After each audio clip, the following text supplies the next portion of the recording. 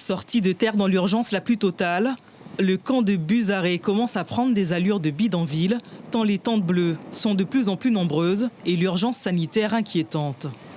Yvonne est une ancienne, installée avec sa compagne sous cette petite case de fortune.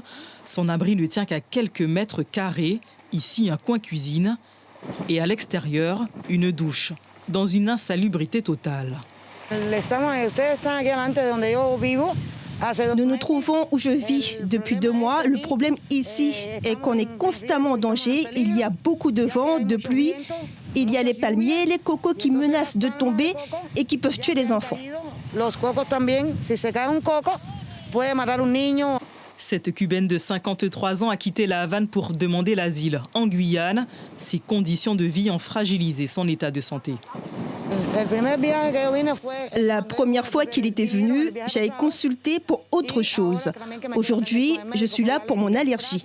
Grâce à eux, je n'ai plus à souffrir comme c'était le cas avant.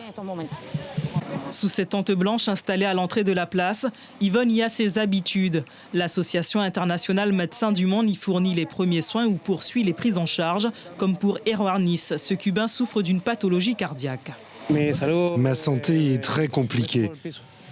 Sans eux, sans les consultations médicales, je serais déjà mort. Alors que des associations ont tiré la sonnette d'alarme sur l'organisation floue d'un possible démantèlement de squats, Médecins du Monde dénonce une situation inquiétante qui pourrait se transformer en crise sanitaire grave.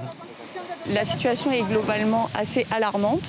On a pas mal de femmes enceintes, il y en a 7 à 9, puisqu'il y en a qui viennent et qui repartent. Il y en a 2 qui sont dans leur 9e mois. Il y a beaucoup de maladies dermatologiques dues aux conditions de vie insalubres. Il y a aussi pas mal de questions gynéco et type infection urinaire, puisqu'il n'y a pas de sanitaire ni d'accès à l'eau ici. Il y a aussi beaucoup de ruptures de soins pour des maladies chroniques, donc des personnes qui ont des risques cardiovasculaires élevés.